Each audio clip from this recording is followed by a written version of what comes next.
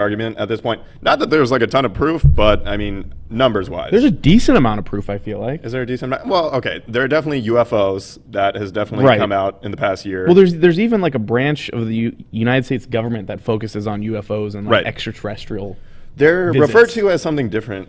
I remember Hillary fancy. Clinton was on like a late night show and she referred to them as like UFAs or no, that's undrafted free agents. No, Good try. It was something like that though. It was a different acronym. I don't know why I brought this up, but I was literally just curious. What about like Bigfoot?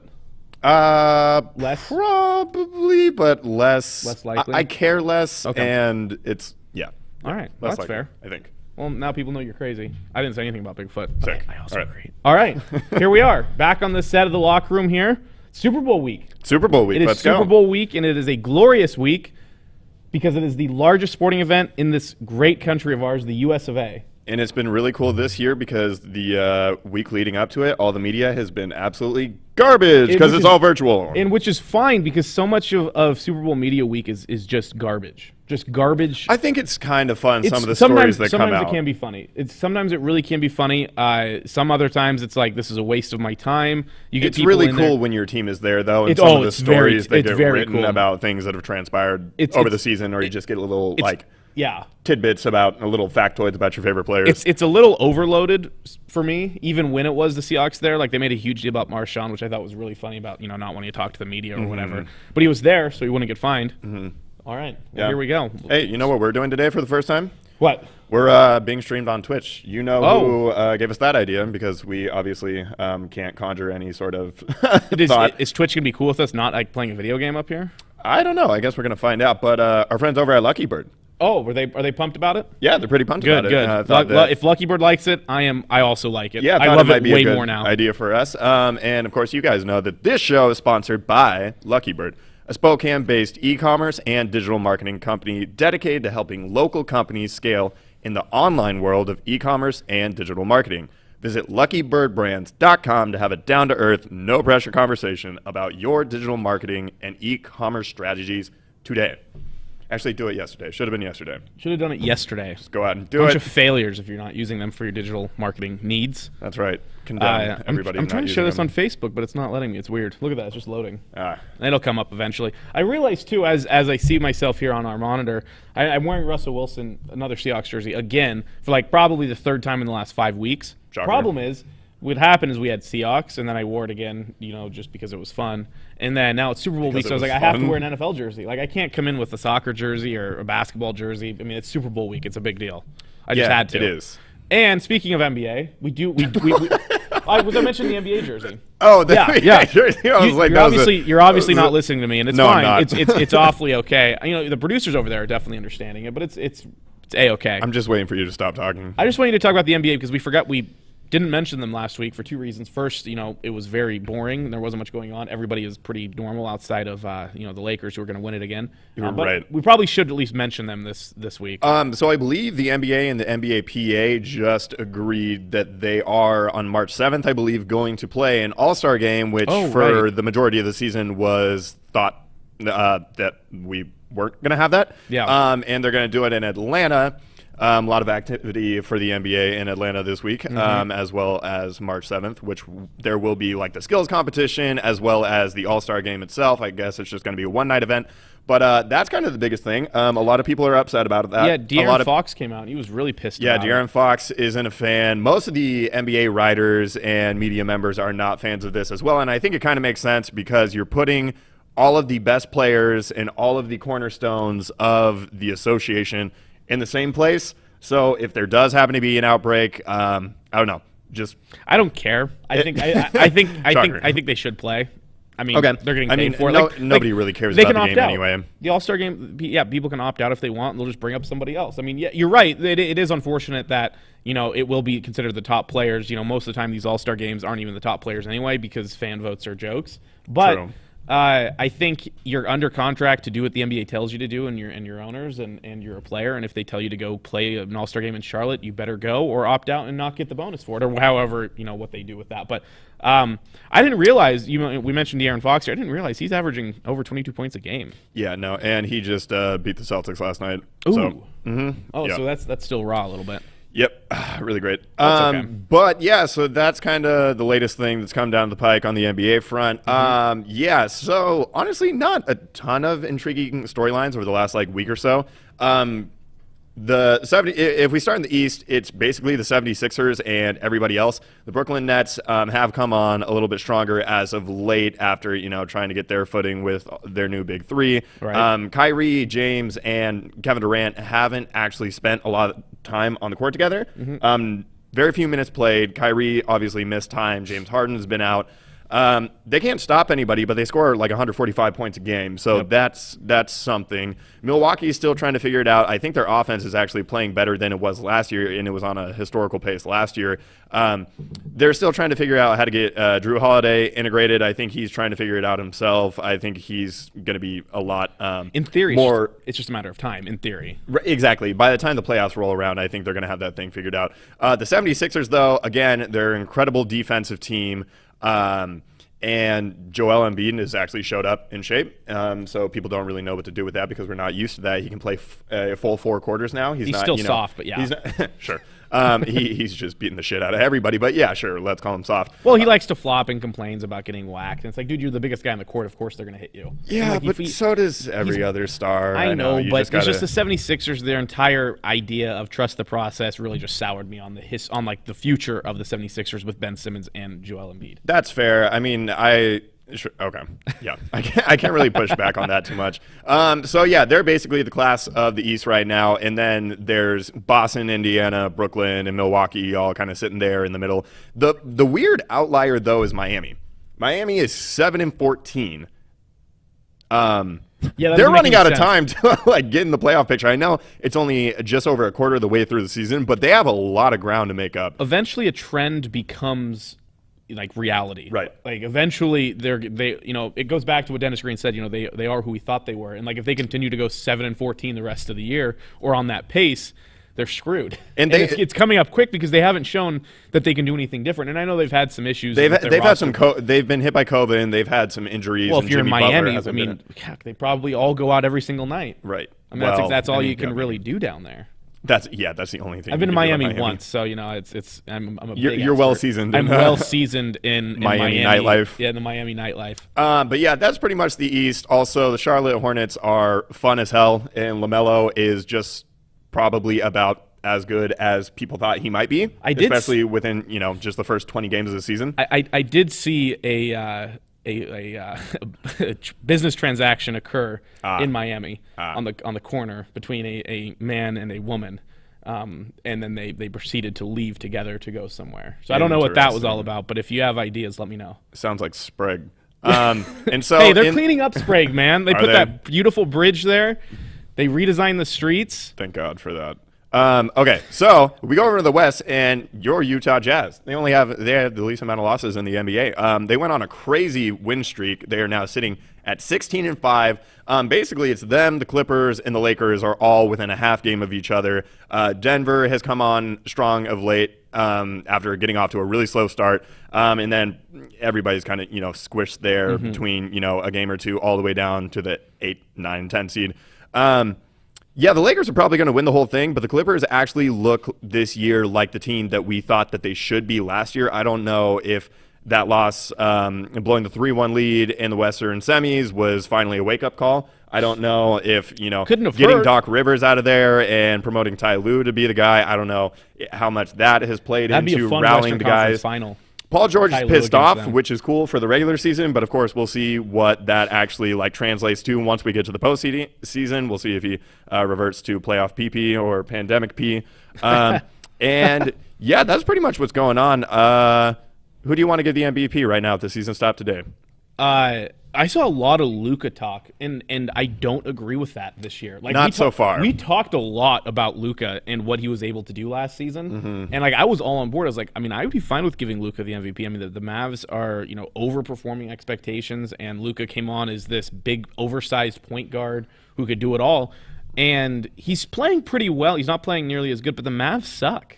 I watched that, and I know they were playing the Jazz, but I watched the Jazz Mavs game, and they just I mean, Porzingis is not a good player anymore. Like he's not. He doesn't look good, and I don't really know what happened because he's not that old. What do you mean? He's had 13 lower body injuries since that's coming true. into the NBA. That is his problem. That's a huge thing. Another thing. Okay, so that team just lacks any sort of life or dynamism, like in their offense. Sure. There's no urgency, there's no intensity, and it's so strange. And another thing that isn't really, helping Luka's case this year, like he's still putting up good numbers and everything.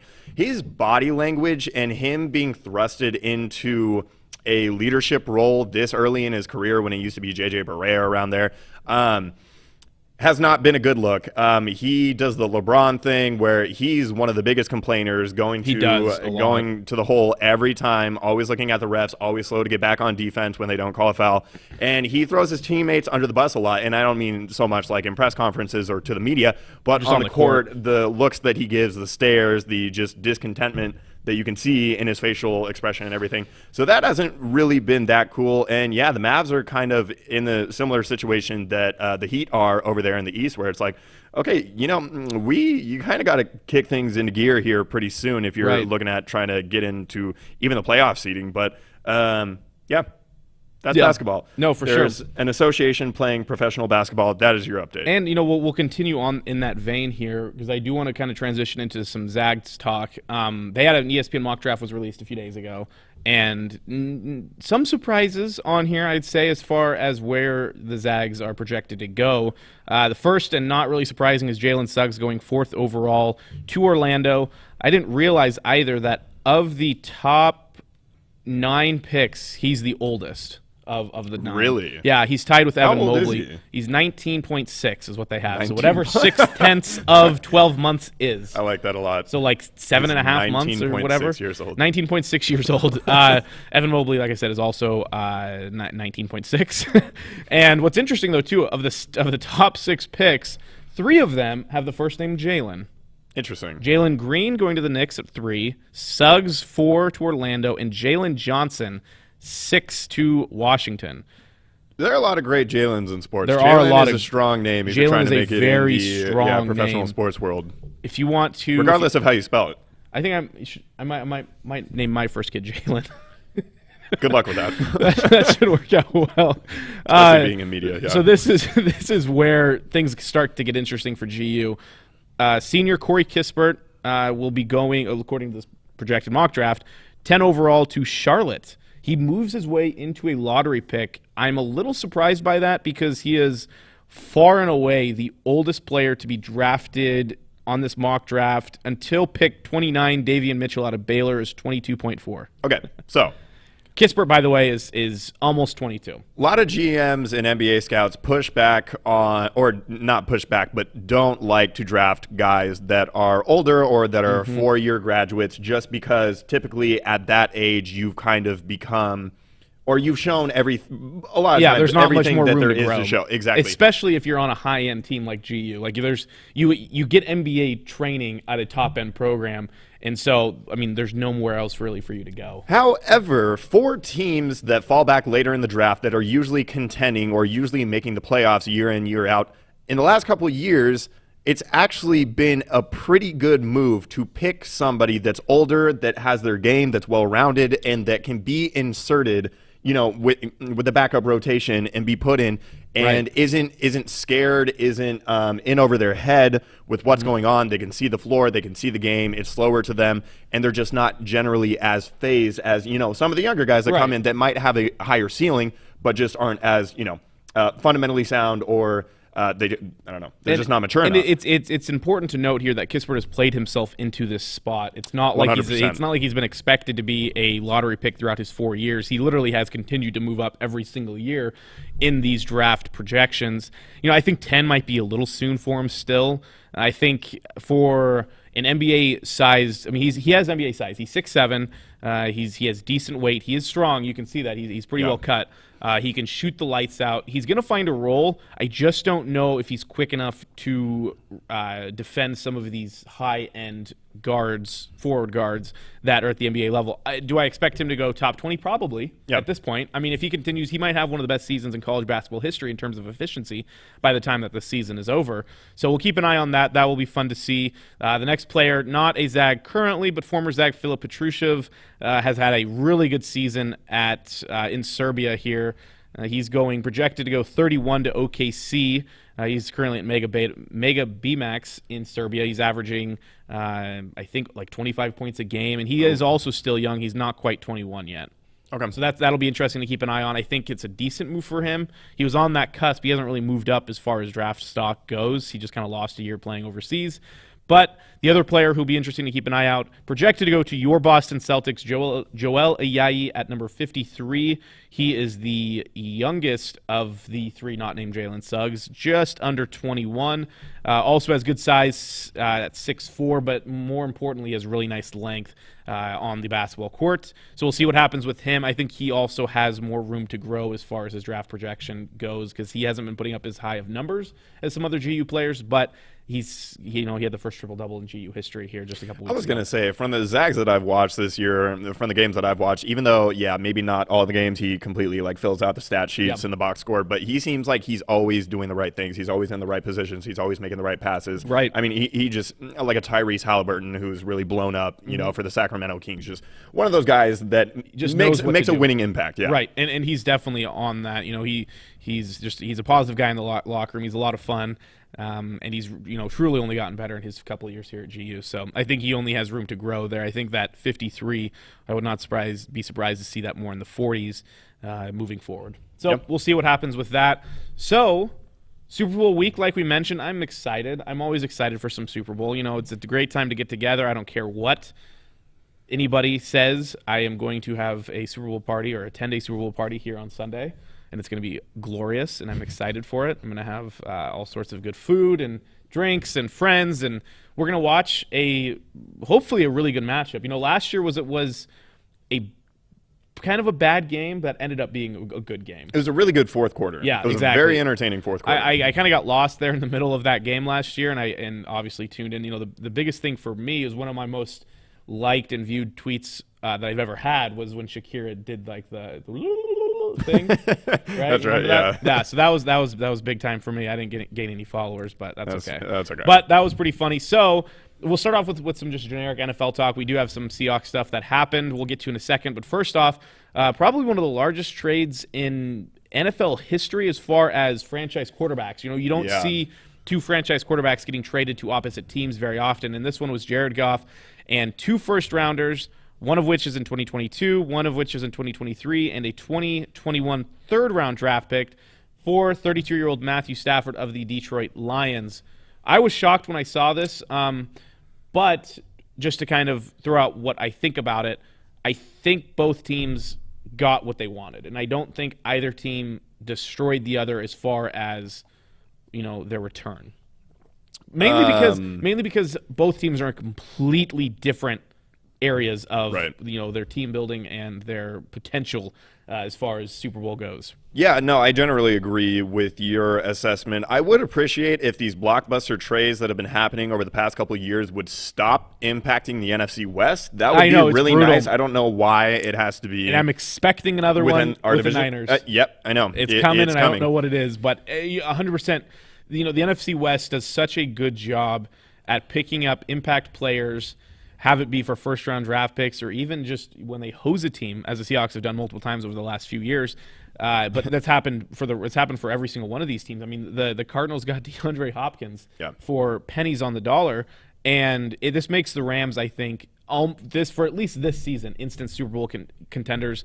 I think moving forward, they have so many chips pushed into this season that the few years after, they have half of their cap space locked down to 3 players, one of which isn't even on their team anymore, in Jared Goff. And they're going to have a lot of small and large contracts and nothing in between.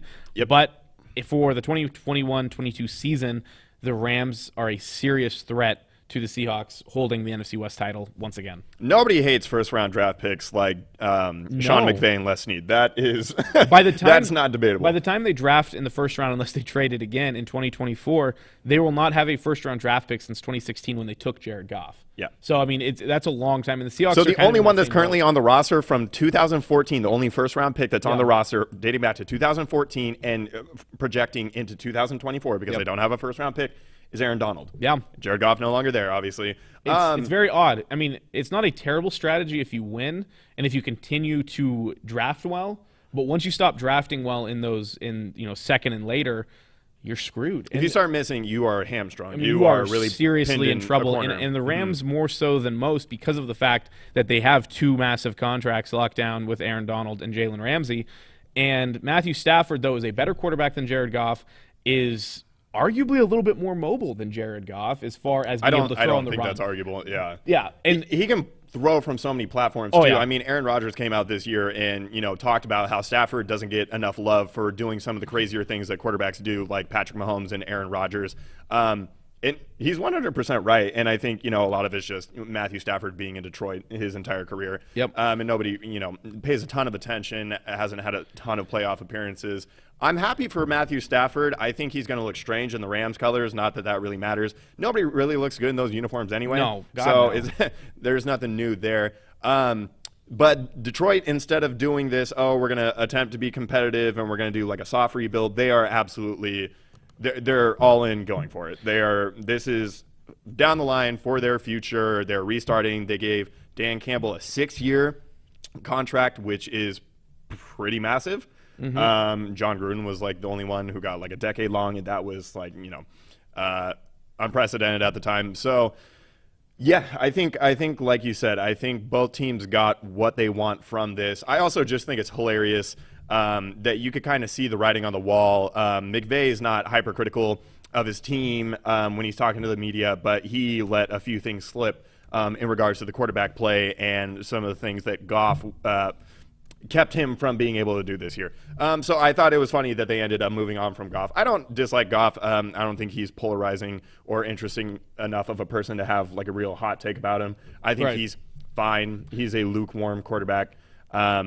He's really tall and skinny, and he doesn't look like an athlete. He's literally the most average of average quarterbacks. I was talking to my buddy Geiger about this, and he's literally, I would not argue, a placement of Jared Goff between 13 and like 18 as far as NFL starting quarterbacks goes, and he can really vary in that entire area. And I think this is my take for Jared Goff. I don't know if this is true or not, but I think he kind of looks like a wombat.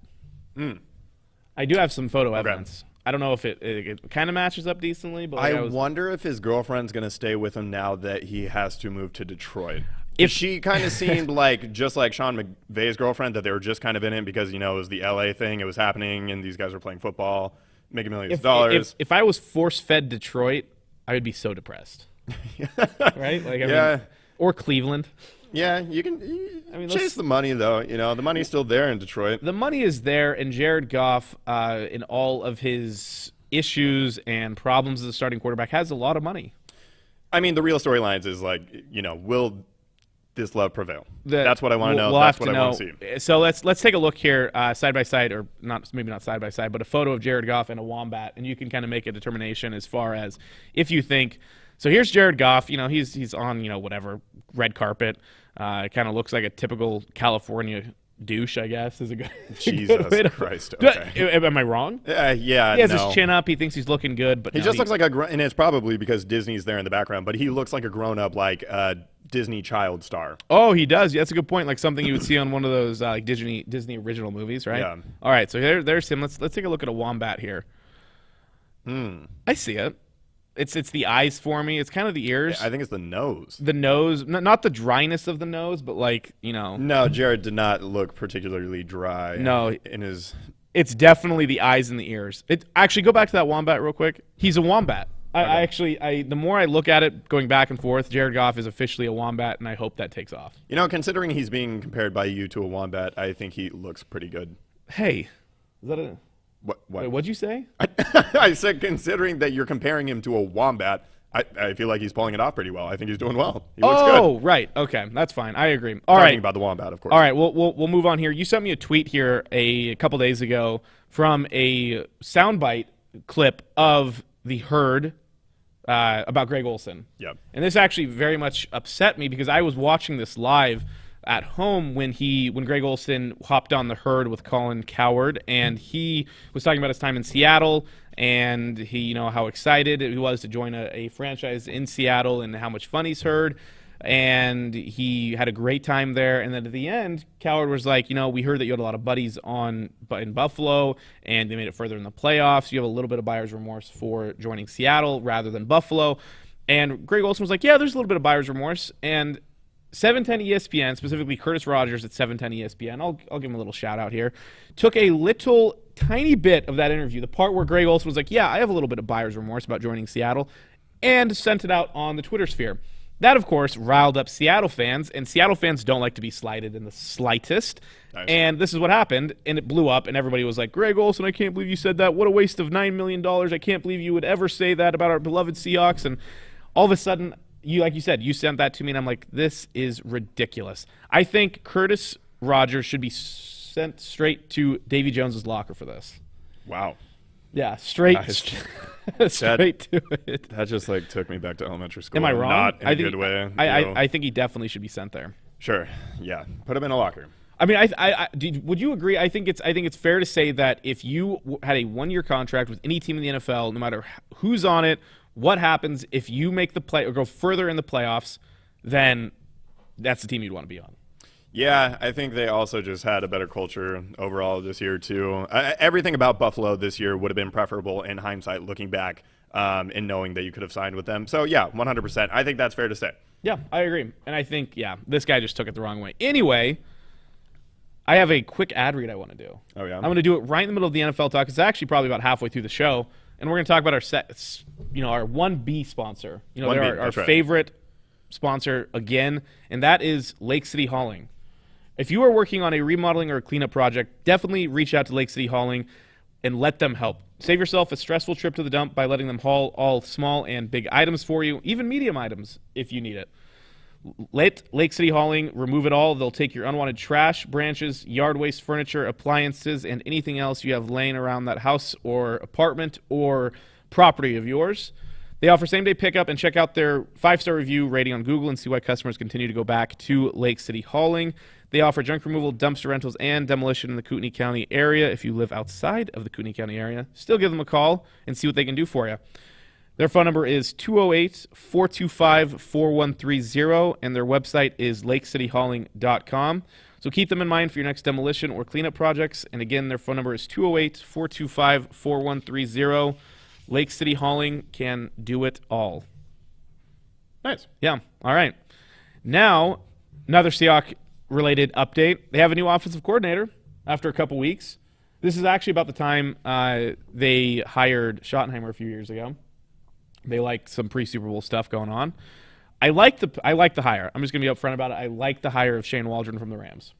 I can't help but feel like it is pretty much just going to be the same thing. We're going to watch the same offense. I don't think. Trot out on the field. I don't think so. I think because if you look at what he said during his press conference, he wants to run Seahawks-style offense, but he's going to bring in a lot of new wrinkles to it. And because he worked under both Bill Belichick and was currently Sean McVay, I think there's going to be a lot of pre-snap motion. I think there's going to be a lot more variety to their offense, more than just run, 40-yard bomb. 40-yard bomb, run, 40-yard bomb, run, 40-yard bomb, run is essentially all the Seahawks do. And they're going to take advantage of mismatches. They're going to get their guys out in motion, which I think is really important. He's never called plays before, which I think could actually help a little bit because, he's really going to have to work at being a play caller and being an offensive coordinator for the first time in his career. He was a tight end and long snapper for Tufts University. He comes with great reviews from Sean McVay. He followed Sean McVay from Washington. And that Sean McVay passing offense, where he was the passing game coordinator, is always frustrating to play against. The only team that was ever able to stop them outside of the Seahawks this year once. I was going to say shut up. Was the Pittsburgh. Now you messed me up. I was on a roll here. Was the New England Patriots in the Super Bowl when they were running that 5-man front, forcing the running game into not much success with Todd Gurley and causing that Rams offense to not be very good. But his press conference was way better, and we'll talk about this later. His press conference was way better than the Eagles' new head coach, so that's something. Look, man, I'm still at a point where I don't care to speculate or even attempt to get excited or optimistic or, looking for silver lines based on, what happened at the end of this season, silver linings. I'm just still pretty over it. Until I see something different, I don't know. Pete Carroll is still there, and for that reason, You're out. I'm out. On discussing it. I'm out, and I don't think that anything is ultimately going to change. I would love to be proven wrong. I would love to eat these words. We shall see. However, nothing about this hire, it didn't move the needle for me. It didn't make me more optimistic. I think it's fine. I ultimately don't think it's going to really change anything as the Seahawks approach trying to move the ball and trying to score the ball, which they don't do well. Let's take a look at him real quick here. We have a photo of Shane Waldron. I want to show you what this guy looks like. I know you may have already seen him, but let's show everybody here. It gives me like a Michael C. Hall, like Dexter vibe. That's fine. I think that's fine by me. I have no issues. That actually looks like Chris Vernon. Look at that mug. That is a guy who wants to win and a guy who is going to win. Jesus. That is a guy Christ. who you are going to run through a titanium wall for. That guy's never going bald, though. DK Metcalf is going to get in Jalen Ramsey's face even harder this season. DK Metcalf's not going to get the ball next year. See, that's not right. I think we're going to see it. If he can make Robert Woods, and nothing against Jared Goff, but if you can make Robert Woods and Jared Goff, God, if you can make Robert Woods and Cooper Kupp star wide receivers, imagine what he can do with DK Metcalf and Tyler Lockett. No. Because Cooper Kupp is an unathletic slot guy who became a top. He's not that athletic. Okay. He's not that fast. He's quick. Okay. He's not that fast. You know he can't what really he does jump that high. DK doesn't do? He catches the ball. DK Metcalf has one drop a game, max. He has one drop every 2 games that makes you scratch your head, and mainly because I think he's just not confident.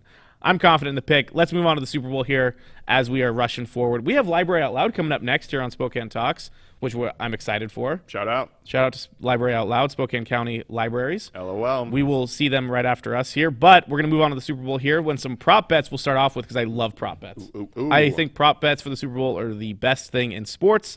They make me laugh, they make me smile, and I love them. You ready? I'm so ready, yeah. All right. First one, which just makes sense with this current climate. Over, under, player sideline due to COVID.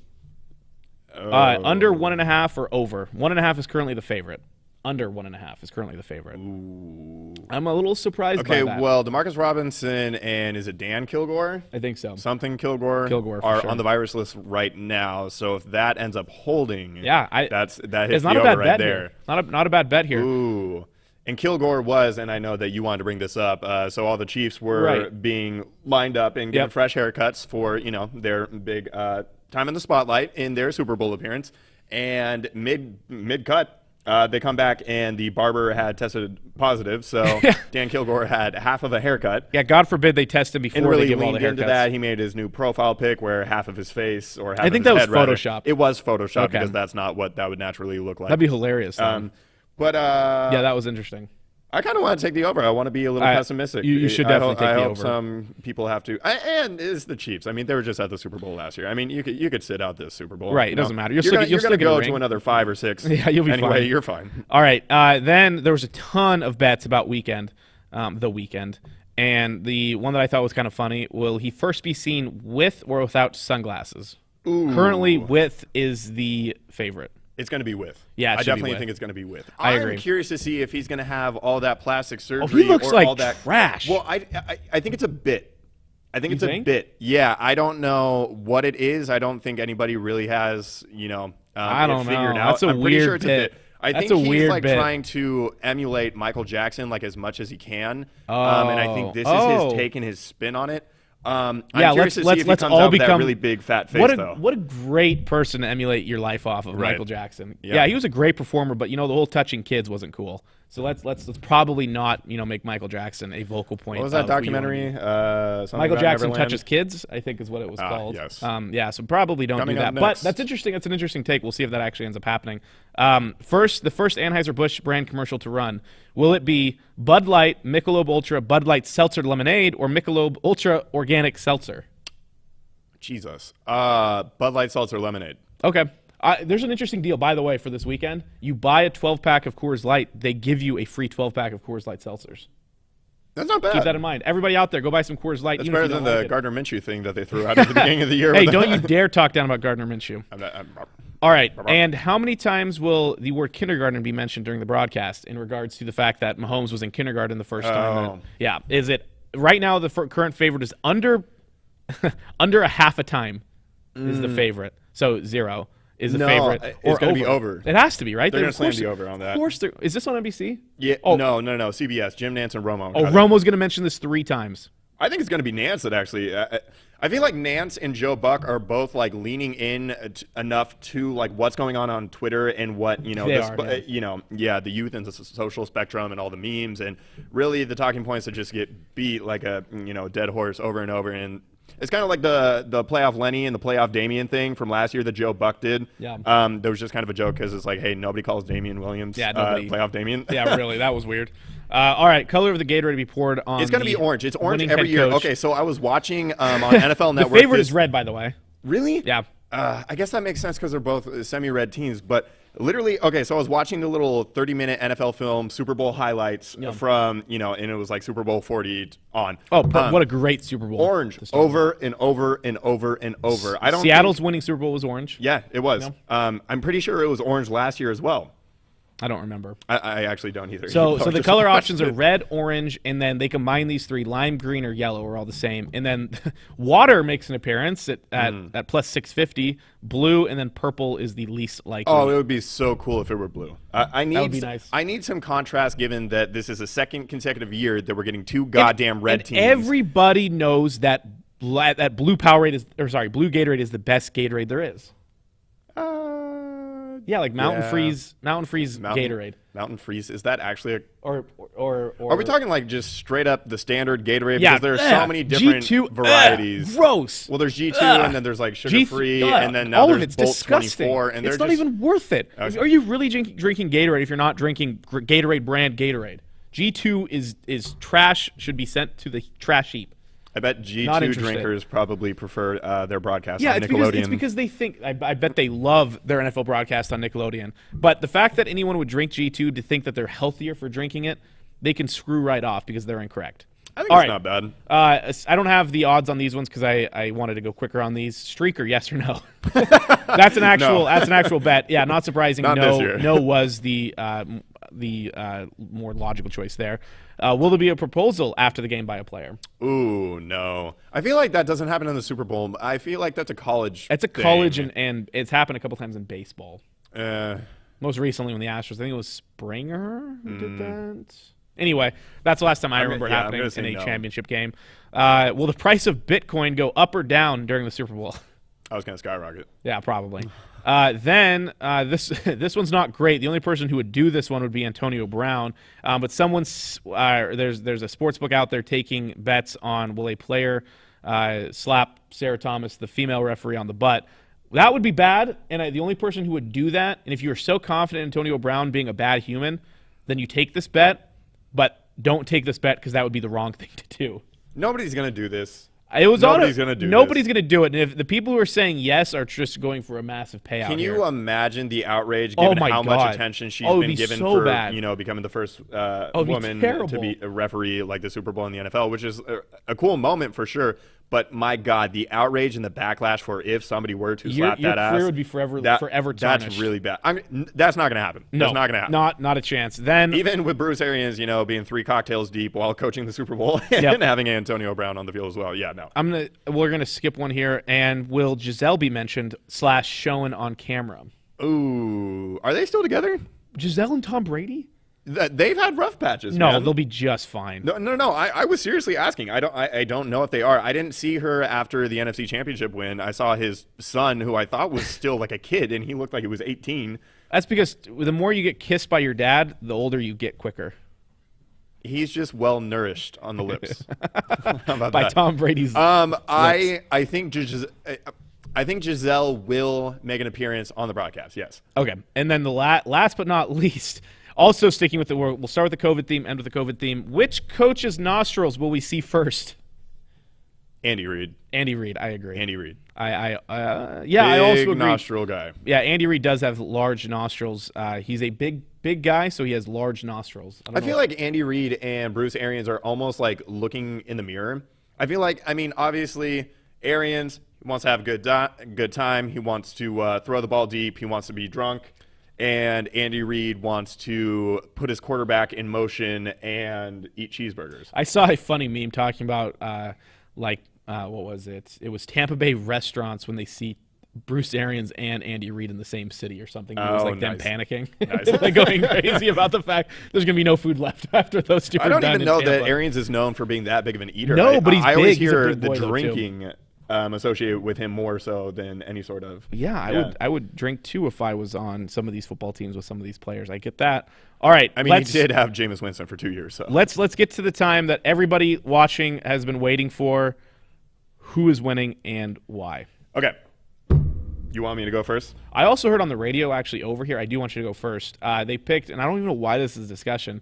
There's like the panel of women on 92.9 Morning Show, and their last part about the Super Bowl was which quarterback is cuter. And the fact that that was even a question is ridiculous. Tom Brady is way more attractive. Yeah, and he's doing that at 43 with tinted hair. Pat's just a weird-looking dude. Yeah, and he sounds like Hermit the Frog. Yeah, Tyree calls him out for it all the time. Good, he should because he has a bad voice. But all right, who's winning and why? You will go first. Okay, so it's going to be Tom Brady. It's going to be the Buccaneers, and because it's easier for me to cope and wrap my mind around the fact that just the mystique and the legend surrounding Tom Brady is enough, even if, the X's and O's, the schematics, the strategy doesn't exactly favor Tampa Bay, because I don't think there is a rational way to beat the Chiefs. If you're breaking it down, offense, defense, all the matchups, everything, Chiefs come out on top all the time, right? I mean, there's no... well, I'll get to my side. Okay. Go ahead. I mean, I think the only thing that Kansas City really has to worry about is their offensive line, especially with Eric Fisher going down in the AFC Championship, and just the way that the Buccaneers' defensive line was able to get after Green Bay and Aaron Rodgers. JPP, Shaquille Barrett, Vita Vea is back. I think that is the one problem area, but for some reason, I just like Tom Brady. I think he's going to seize the opportunity to really, not that there's any dispute anyway, but like to be the GOAT, crown himself the GOAT, and to, stick it to Patrick Mahomes, who's already been, deemed the greatest quarterback ever by a lot of people, or most talented. However you want to break up that, assessment of the quarterback. So I think it's the Bucs. I picked the Chiefs on the podcast I was on yesterday. I was asked earlier in the week of who I thought, and I wasn't ready to make a choice. It's a big deal. It's a big deal. Holding out. The Chiefs have a worse defense. The Chiefs' defense is held together by the Chiefs' offense because of the positions it is put in by teams having to just go wild on offense to try and keep up with the Chiefs. The Chiefs have a bad offensive line. I mean, really bad. They lost starting guard Kelechi Osemele. Okay, I'm not going really bad. They're bad. They're bad. Too far. Okay, no, they're bad. They lost starting right tackle Mitchell Schwartz, and then left tackle Eric Fisher went down, as you mentioned, in the AFC Championship game. So they're down to, let me know how many of these guys that you know. Mike Remmers, who I think is a former Vikings guy. Yeah, I do know him. Andrew Wiley, which we've heard because he had to step in for Fisher. Nick Allegretti and Stefan Wisniewski, who I think was on the Raiders at the beginning of his career, out of like Penn State, I want to say. And then Austin Ryder, who also has kind of been at the spotlight too because of what he's had to do. The fact that Andy Reid came out yesterday and said that, listen, we're not the prettiest bunch on the offensive line, but I've got scrappy guys, and they'll figure out how to do it. I also don't think it really matters because of the mobility of Patrick Mahomes. I mean, the circles that he runs around back there anyway. But he has a bum foot still. He still has a bum foot. Yeah, but it really didn't seem to affect him too much in the AFC Championship game, and he's had 2 weeks. I mean, I don't know. I'm just worried about that. I'm also worried about the defense, again, because Tom Brady does such a good job at winning that he knows how to keep opposing good quarterbacks on the sidelines. Now, let's go flip over a little bit. The Chiefs have a better offense, a way better offense. I think the Bucs offense can be boring, and what Bruce Arians expects from Tom Brady isn't always what Tom Brady can do.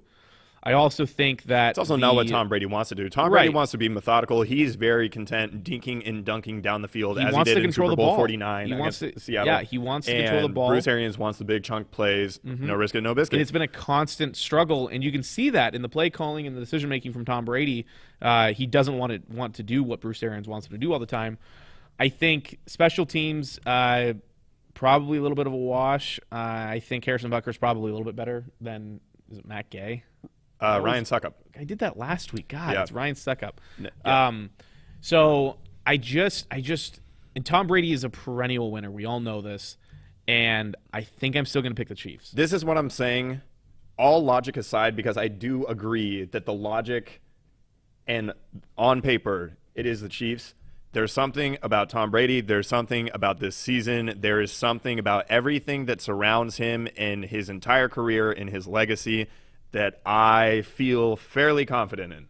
And I'm and the improbability of the Super Bowl run just at that. I mean, as a 5 seed and going on the road for 3 consecutive games. I'm right there with you. I sounds think like you're not. Over this season, I have learned that I think I hated the Patriots and the Patriot way more than I hate Tom Brady. Of course.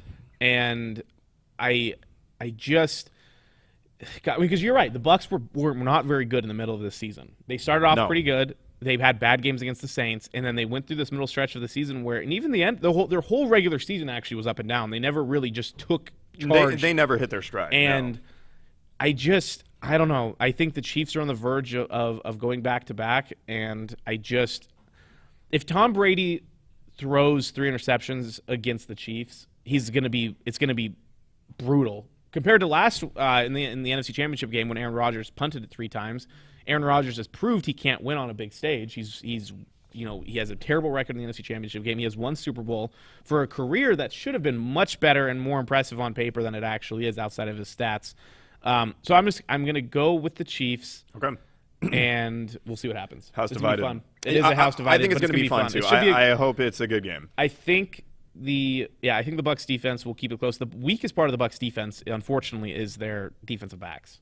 It's their linebackers with like you mentioned before the show, Levante David being a little hobbled, and it's their defensive line that gives their secondary a chance to make big plays on the back end. They're not great in technique. I've watched these guys play, and they consistently let guys over the top and just give too much space, and that's going to be bad news Bears. They're young in the secondary for sure. Antoine Winfield, I hope that he can play because he has been pretty spectacular, for them as a rookie all year. But yeah, the Levante David nursing hamstring injury, given the amount of real estate that he is going to have to cover, especially against his Chiefs offense, I think that is probably a bigger deal than is being talked about right now. But yeah, let's watch the Super Bowl. Let's have a good Super Bowl. Yeah, let's have a good time. Like I said, I'm excited to attend a Super Bowl party. I don't care what anyone says or tells me I should be doing. It is Super Bowl, and Super Bowl means Has anyone ever told you that you're an agreeable person? An agreeable? What do you mean? No, I'm just curious. Like has anyone ever gone out of their way and been like, you know what, Justin, you are just really easy going? No. Okay. Well, okay, it depends. I'm when it comes to my opinions and my thoughts, I'm not. I'm easygoing as far as let's have fun, let's go do that, whatever. But yeah. It's very well known that I have a strong opinion and I don't like to be wrong. Not at all. And I will fight tooth and nail to prove that I'm right, even when I'm so I was going to say, you got to be pretty accustomed to being wrong, but I guess not. We're about to find out when. Sometimes it's better to be delusional as it pertains to being a successful person. It makes life so much easier if I just continue to just look the other way. That's right. All right, let's jump here. We got about 10 minutes left. Let's jump into Jabronis. We'll start with you going first. Okay, so this was probably the biggest headline in the NBA, maybe all season. Who knows? So far, probably. Yeah, but the Lakers earlier this week were in Atlanta, and LeBron got into a jawing match with a guy that was sitting courtside, and the guy had a 25-year-old girlfriend. The amount of work that she's had done on her face makes it look like she's 35, so I was very surprised when she took to Instagram to cite her age at 25. I think odd. LeBron referred to him to the guy as an old steroid ass, and then she got up and started yelling at LeBron. They went back and forth for a little bit, and the memes have been going consistently everywhere. They're all over the place. Yep. They've been a lot of fun, really great. The whole this is what MJ's competition was in the 90s versus LeBron's competition. And I found a nice little video of Stephen A. Watching. I don't even know what her name is. No idea. Probably, we could probably guess and be pretty close. But enjoy this video of Stephen A. having a glass of, I'm going to say, milk and watching this girl recant the story. Did you see it? Bron, you're a fucking pussy. Get the fuck out of here. You're gonna let a 25-year-old girl intimidate you during a game? Did you see it? Huh? Bye, bitch.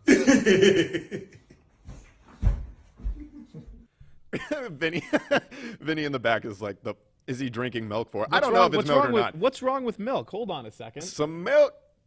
I enjoy a nice glass of milk. I only like it with chocolate. Anyway, breakfast. It's a perfect breakfast drink. The jabroni goes to this woman. Or cookies? If you look through her Instagram, she is not exactly what most people would agree is like a super respectable human being. A lot of the things that she says and does. It seems like a couple that you can get down for hating and rooting against, and I am in that camp. Even though you're pinning me up, you're putting me on Team LeBron, which is like a hard thing to do. I really don't want to just brush over the fact that you think it's weird that somebody might enjoy a glass of milk. I don't think it's that weird. I didn't think it was weird. Vinny's the one that's freaking out about it. All right, fair enough. I don't even think it was milk. It was probably a White Russian. What an alcoholic. All right, yeah, that was pretty funny. The entire situation was funny. Yeah, it was really easy to call the NBA soft after that. All right, let's jump into mine here. We'll play this quick 1-minute clip of the new head coach of the Eagles having an absolutely woeful press conference at being introduced as the head coach of the Philadelphia Eagles. Have fun. Next thing that's very important to me is that we build a smart football team, that we have a smart football team here. And I know we have the people in place to do that. The first part of that, the first part of being smart is knowing what to do. We're going to have systems in place that are easier to learn. All right, complicated to the defense or offense that they're going against, or the special teams group they're going against, but easy for us to learn. Because when we can put that, when we can learn our system and we can get good at our system, then our talent can take over. Less thinking equals talent take over, but we need to have systems in place, and we will have systems in place to do so. That was like watching somebody trying to filibuster an omnibus spending bill on the Senate floor. Nice. Or like you have to present to your class your thoughts on a book that you didn't read the night before. Or your buddy trying to explain to you the entire Robinhood GameStop debacle that happened over the last week and a half. All of it was just brutal. Imagine this guy standing up in front of 53-plus grown men who have had to deal with actual head coaches and having this guy try and motivate you and tell you how to play football. It's a system. That was like an anxiety-ridden, like 13-year-old getting up in front of the class to give a presentation and forgot that English was their native language. That was so really rough. That was really bad. And this is all just because the Eagles ownership believes that this guy, having previously been on the staff and with Frank Reich, can do something with Carson Wentz. So they are really just staking their flag in the Carson Wentz experience, which has been hot trash. So Eagles gonna eat. There was the last little part on this. There was an NFL GM who, and I hate anonymous stuff, but anonymously said that this guy is expected. His ceiling is a B-level coach who has no ability to get a team to the Super Bowl. I do like the name Sirianni. It's kind of cool. It is kind of cool. That is not a good look. Not a good start. Really if you're rough. an Eagles fan, and my buddy Joe Chapman is an Eagles fan, I haven't talked to him about his thoughts on this yet, but I will have to ask, because if this was my head coach, I would be seriously reconsidering my fanship. I might actually prefer Pete Carroll over this guy. What? And that's saying a lot. Might? Anyway. Of course it is. All right, we are sharing closing time today. Some great news on the video game front, actually. Over the last week, there are 2 games that are making a return, one of which, there's one game making a return. The other game will be making its first appearance on a console outside of the PlayStation Network, both of which are super exciting. We'll start with the one that isn't returning, probably less of a more breaking news story. But MLB The Show, which is far and away the best MLB game ever made, and nobody will question that, is actually produced by Sony. That's why it's only been on the PlayStation. For the first time ever in 2021, will be on the Xbox. Excited for that because the last time that Xbox had a baseball game, an actual simulation, official MLB game, was MLB 2K13, and that game sucked, was trash. I am so excited for MLB The Show to come. Finally take the Mariners to the playoffs for the first time in 20 years, and we'll see what we can do on that front. The more important news, I think, for most people, NCAA football back. But college football. It says EA Sports. It does. College football. It does say college football, and part of that makes me nervous. Part of that has to do with the NCAA. The reason why I'm a little surprised by this, and I also talked about this on the podcast yesterday, is because the names, image, likeness debate is still raging on the college front, and this was supposed to be dealt with a while back. NCAA has been talking about it for a while. They've been dragging their feet on allowing college athletes to be paid for their likeness as well as their name, as well as their image. And so, yeah, this game might not have the stamp of approval from the NCAA, but they do have a partnership with the college athletic, whatever it's called. So they'll have real stadiums, real jerseys, real everything. They just won't have players' names or the correct numbers like they had in the past. Yeah, R.I.P. Joe Burrow, who said that he didn't ever want anything more as a child other than to have the opportunity to be the cover athlete for an NCAA football game, and now the year that he graduates. I do have two quick thoughts on that real quick. So I did see that would be really fun to do on this cover, would be to put some of the greatest college athletes in the history, of the last 10 years since they haven't had a college football game to be on the cover in like a mural collage, whatever. But two, we'll see if this kind of forces the NCAA's hand to actually do something with the name, image, likeness debate. Yeah. But I'm really excited to see NCAA football coming back. The dynasty mode, being able to actually build your team from the ground up and take a small Division II level program and head to the college football national championship is going to be a lot of fun. We have no release date on that yet, still in the base level of production, but good news for sports fans on video game consoles. Also, the other item of note PC. is that Aaron Rodgers is officially dating Shailene Woodley. I saw that. Yeah, Right. the girl from the Divergent series. Yeah, That's I'm going really to say that's a downgrade from Danica Patrick. It is a downgrade. He's probably from depressed. Danica and from Olivia Munn. Yep. Yeah. Oh, that was the other one. Yeah. Olivia Okay. Munn. All right. That was the Locker Room. Library Out Loud is coming up next. That is why we were rushing off here. But we will see you after the Super Bowl, after the Chiefs are crowned champions for the second year in a row. Go Bucks. See you next week. Thanks for watching The Locker Room on Spokane Talks. Check us out on Facebook as well as our other platforms. We want to hear from you. Join the conversation by emailing us at info@SpokaneTalksOnline.com. And for more sports news, opinions, and content, follow Justin and me on Twitter.